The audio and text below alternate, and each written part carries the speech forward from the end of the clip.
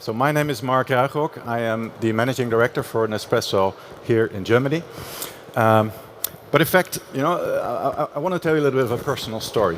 Because I just love coffee, right? I grew up with it.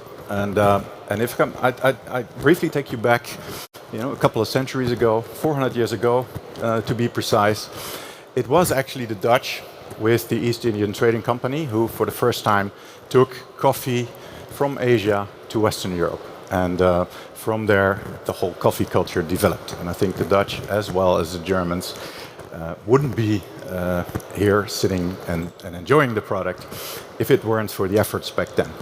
But we also know that throughout those centuries, there was actually quite a lot of questions in the sector, some criticism, how things were happening in that sector. And it was again a Dutch guy, some 150 years ago, who was called Max Havelaar. And he initiated topics like fair payment for farmers.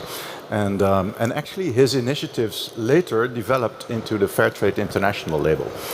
So a bit of a historic background, and that's why coffee is in my blood. So when I got approached by Nespresso several years ago to come and join them, I actually had quite a lot of questions. Questions like, how is the product grown on plantations? How are the farmers treated? What about contracts? But also, what about the rainforest? Or what about CO2? Any programs there already? And also, what about the end of life when you have the capsule, you had enjoyed your coffee? What happens then? So lots of questions. And then Nespresso. I mean, for me, they were always a very impressive company because they disrupted the coffee sector some 35 years ago by bringing quality barista coffee into the homes of customers into a very unique and convenient way. And this grew out to be a complete new sector and way of drinking quality coffee at home. So by their invention back then, it was a startup. I sometimes call it now a 35-year-old startup. They really managed throughout those years also to develop a lot with regards to sustainability. And so one of the things I learned in the early days was, it's quite impressive to see that with 110,000 or so farmers around the world in 15 countries, this company is actually able to develop cultivation programs, regeneration, biodiversity. So to give you an example there, if you go to a plantation that supplies to Nespresso, you will find initiatives around shading trees or fruit trees, different types of soil treatment, reductions of pesticides, water management initiatives, and everything to help those farmers to really cultivate the coffee in a more sustainable way, but through that achieve a higher quality coffee output, for which we then pay a price premium of up to 35% compared to the average market price.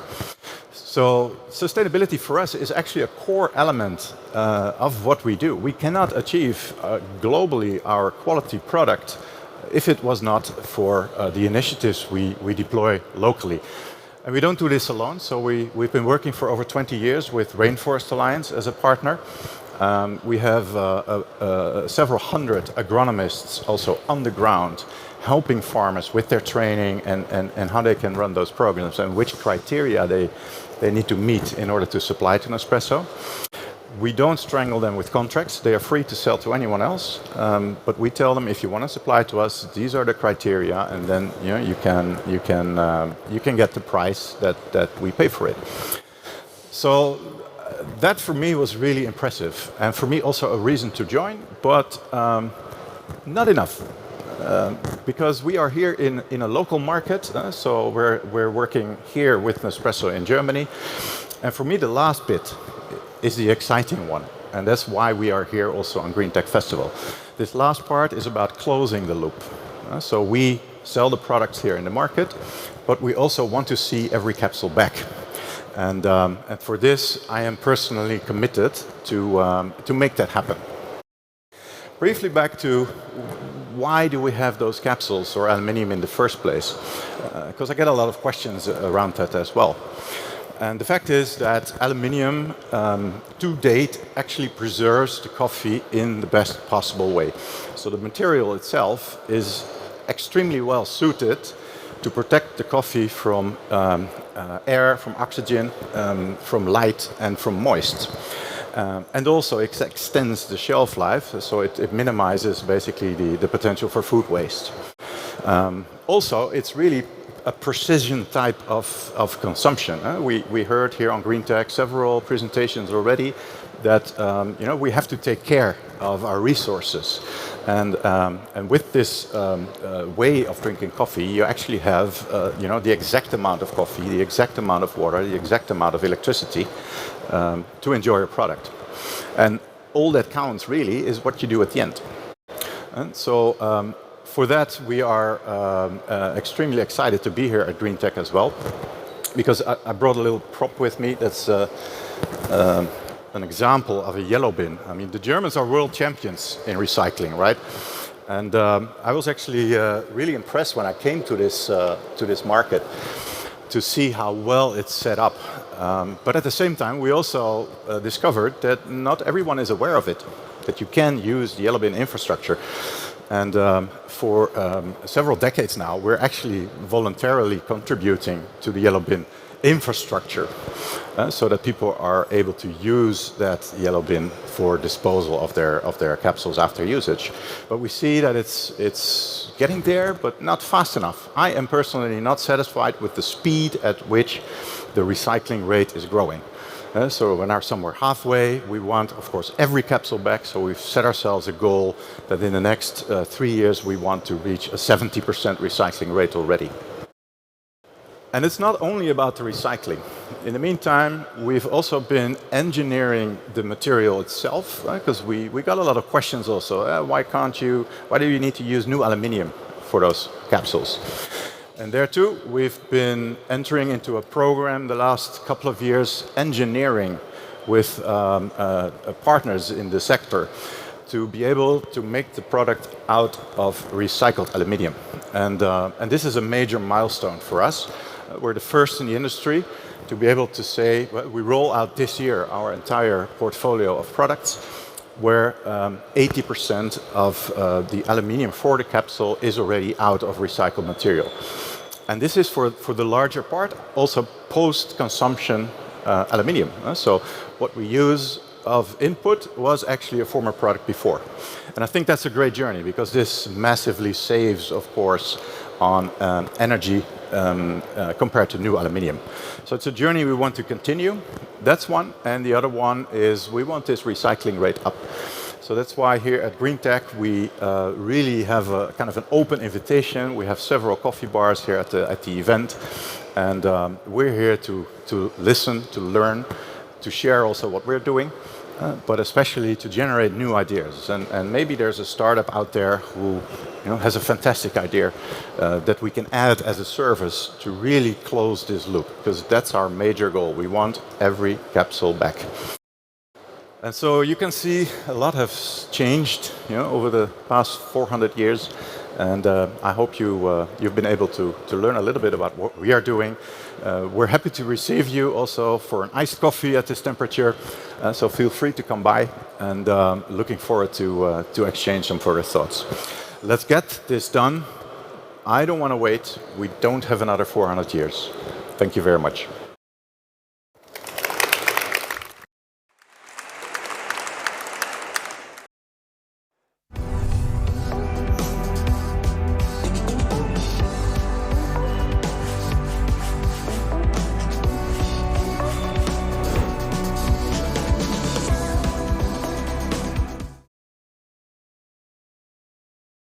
Hi. So, good afternoon, Berlin. And for those of you who join us actually virtually at home, Berlin is hot today. I just actually walked outside at the balcony, tried to get some fresh air because it's already quite hot here as well. It is very hot. And I'm here today to speak about climate change and the planet getting warmer. And this as an entrepreneur, as someone who works with clients, but also as a citizen and a father. And the one thing I would like to point your attention today to is the suppliers out there which can help us to actually make it happen. It's not only us in our individual companies, but it's those thousands of suppliers you engage with. They can actually help you to actually turn that into a better situation. So now let's get started by defining a little bit about what this journey is truly on. And this journey has to do with different scopes where we emit carbon into the atmosphere. First of all, it originates within the company when we are producing goods or services. Second, we have to buy energy to actually make it happen. And then there's something we call scope 3. That is that carbon which actually originates in your supply chain. With those thousands of suppliers you work with, there's something we call scope 3 upstream. And there's the downstream part, which actually originates while we're using those products. Now, let's ground this on fact and reason. Here's a picture of a couple of supply chains and industries which are emitting. To the left, you see those where we have emission actually coming from scope 1 and 2 primarily. We call those the raw material producing industries. Now take a look at cement. Scope 1 is there where the most carbon originates. Now walk all the way through to fast-moving consumer goods. Complete different picture. You see the vast majority of carbon being emitted actually coming from their supply base, scope 3 upstream. Now, why is this important? Because I'm not here today to talk about the problem. I'm here today to talk about the solutions. And we have to accept that for different industries, there's different actions we need to be undertaking. And that is what we have to plan for. And it's different if we are in automotive from different in cement or in steel. Now, let's take a look at the different supply chains. And here are those 8 supply chains globally which are responsible for more than 50% of the global emissions. Now, when you are in food, you have to understand that the vast majority of emissions come from the agricultural part, from actually growing the plants. Then you have to transport them. Then you have to work with them. You have to package them. Now, that's different from, let's say, my industry, professional services, where you only have people and some office space. And it's clearly different from the automotive industry, where you have everything it needs from steel, aluminum, the wire harnesses which go in the auto and actually then become a driving product. Now, if we accept that as the reality, we have to think now what actions we can take. And again, the actions will depend on your industry. Let's talk about the good news. And the good news really is, it is less expensive to work on emissions than we all thought. The good news is that about 40% of the emissions can be reduced by paying less than 10 euros per reduced ton of CO2. And of course, when you think that through, there are thousands of things you can do where you actually save money as a company. Think about an automotive. Think about the wire harness. That's that part which actually in the car transmits the signals, makes the car self-driving. If you manage to reduce the wire length in the car, yes, the car will get less expensive. Good news, that's what Tesla is doing. Guess what? You will be also emitting less carbon. So that's good news. Then there is a little bit of more difficult news to swallow, because not everything you want to be doing is reducing the cost. You will need to incur potentially higher costs when you actually use recycled goods, if you actually work with your suppliers to get additional innovation in. And then there is this bucket where there is this middle range, where the cost is between 10 and 100 euros per used ton. Here we talk about virgin steel. We talk about EAF routes to become based on hydrogen. And there is where we need ecosystem action. How can we make steel producers take on the CapEx challenge to invest in new furnaces? How can we make the end consumers be ready to pay for it? Is the consumer willing to pay for it? Or do we need governments to actually step in and support us on that journey? And then there is this thing in red, where it is not only very costly, but potentially we still have to do innovation. How do we store carbon? How about alternative fuels? BCG has entered today a partnership to investigate for alternative fuels. That is where we need to spend money, R&D dollars, to make it happen.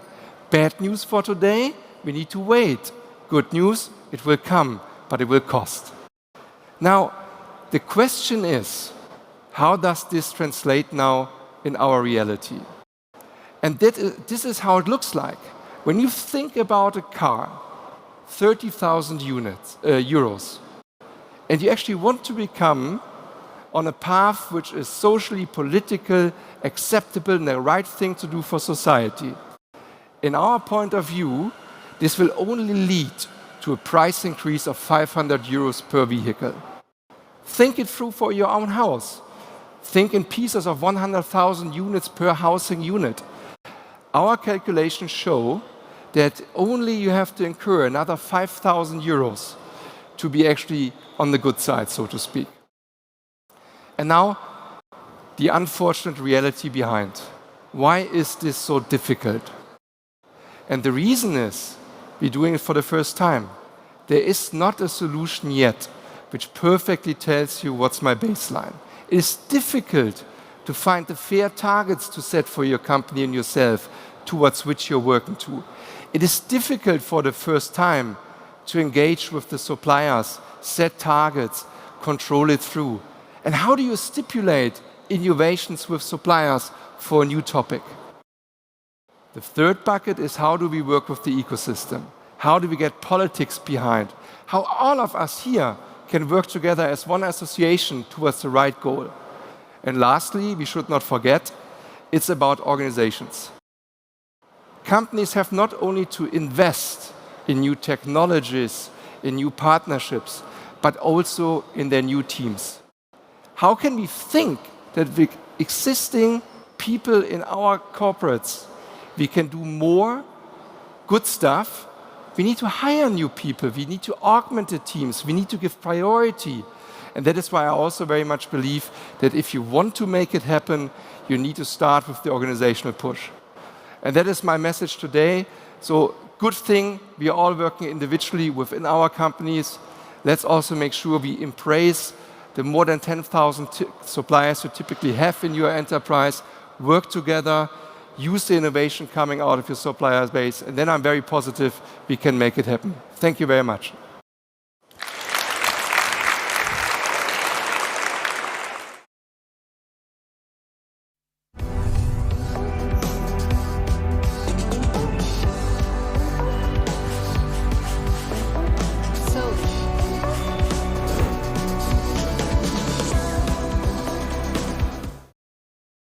Good afternoon. My turn now. I'm Melanie. I'm from Deutsche Telekom, and I'm running the sustainability management.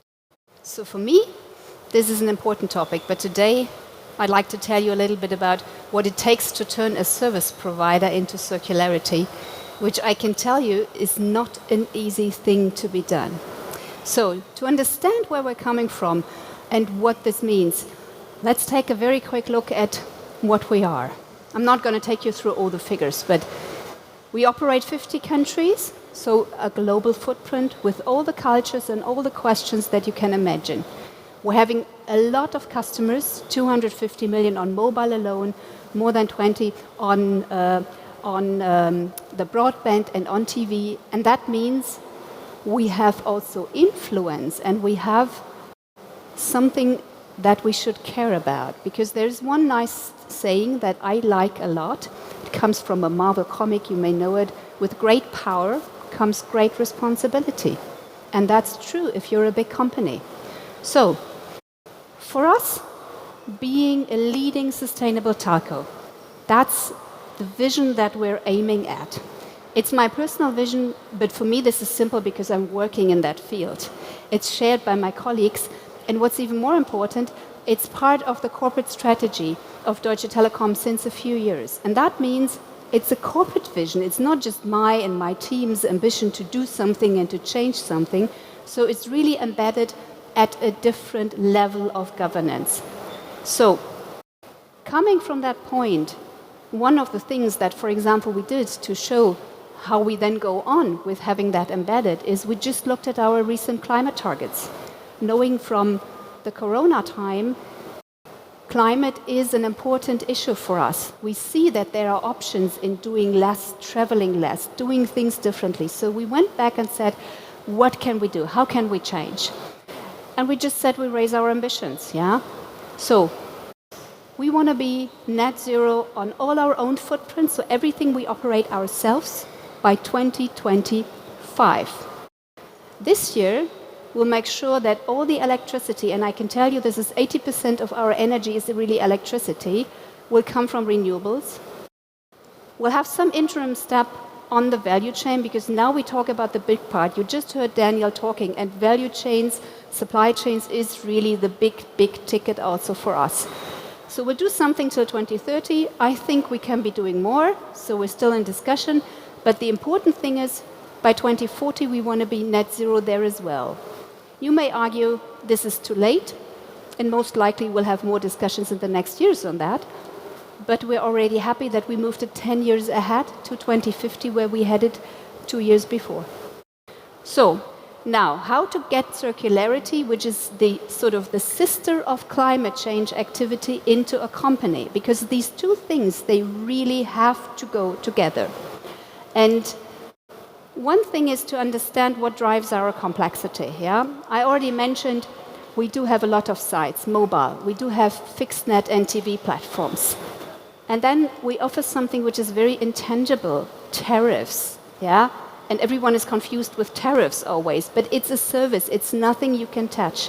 But we do have devices, so that's probably the easier part, to look at specifically the devices. And then we have in our own operation the shops and the call centers and the IT and everything. So what we did a few years ago is we thought, how do we get a grip on this big elephant? How do we sort of get this moving, and where do we start? And we started a program which we call Green Magenta. And it's called Green Magenta because we wanted to be close to the brand, because it needs to be part of our identity in the future. And one thing we did from the beginning very different is we said, my team, colleagues who support me in organizing this, they will help me to set it up and get it going. But the responsibility for activities in that program is always with the business. The program covers all important areas, from shops to the products, the services behind the products, the network, the IT, the fleet, the buildings, the customer offerings, and also what all these segments that we have in Europe and the US are really doing.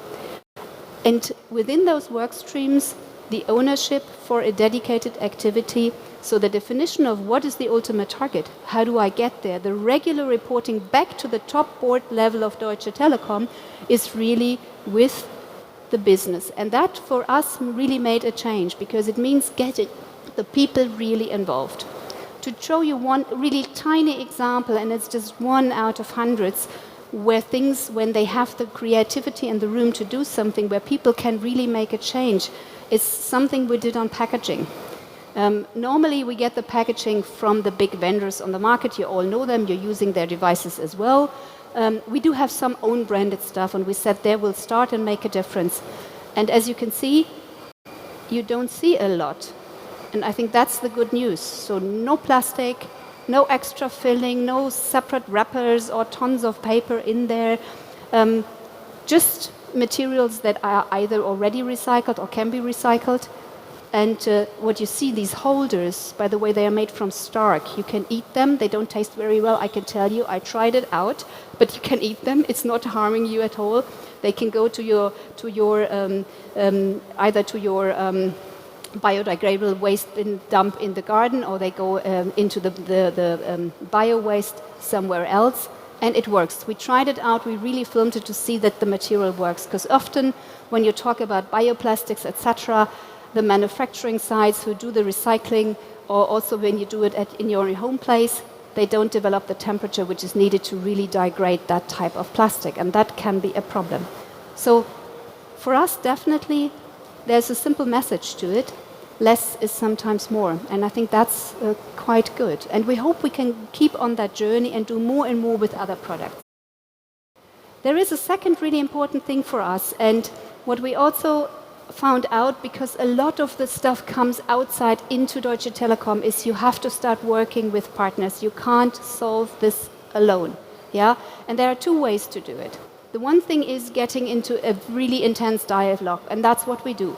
We just a few weeks ago addressed our top partners again on our ambitions and requirements, and we're working on changing our supply chain process and bringing much more weighting into the decision part on circularity and also on the climate change aspects.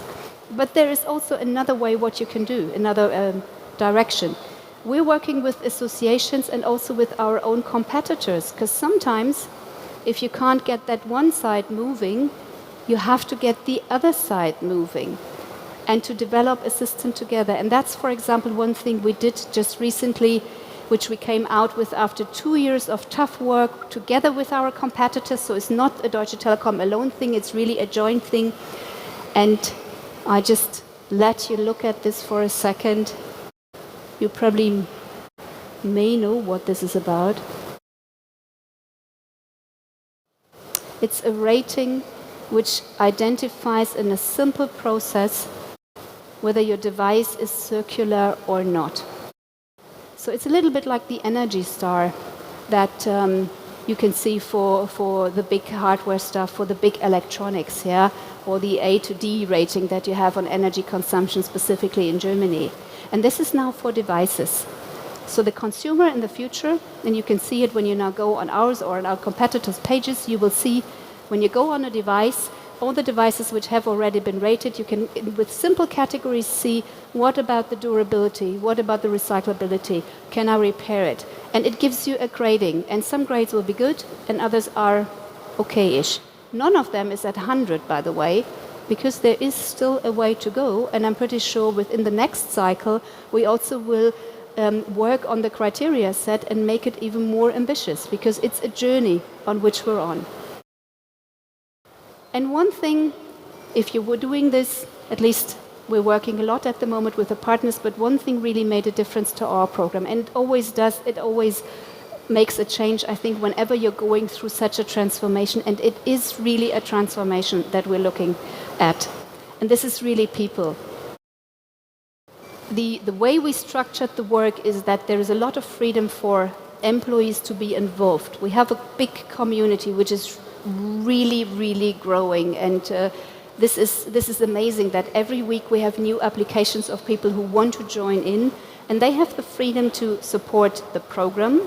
They have the freedom to identify new things they want to change in their function.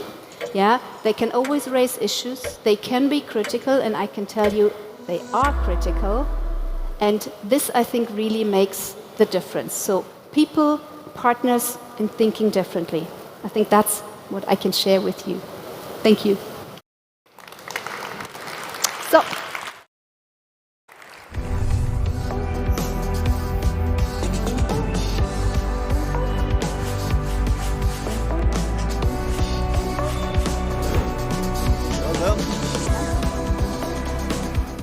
Welcome back, you three. Great to have you here. Thank you for your keynotes and your inspiring talks. And we're now ready for some questions from the audience. Now, if you want to participate, once again, last chance, or actually we get to Slido in a minute with a completely different topic. But now, if you want to ask questions, please open up Slido on your smartphones. When you're at home, on your laptops, go to slido.com and then enter the code 93078. And if you have any questions, they come to this tablet here, and we can ask those questions. And I think we already have a question received during the talk. Considering the probably a question for all three of you. Considering the 3 R's, the discussion focuses mostly on recycle, but refuse and reduce is where the real pain points are for the old economy. Yeah. Melanie. Yeah, I think that's right. I mean, you shouldn't forget the other 2 R's. And it's sometimes easier to start with the last part, the recycling, because the waste is already there, because this is your process. It produces just that. But yes, you have to look also at the other parts. And I think, it's the same. We had this discussion also before.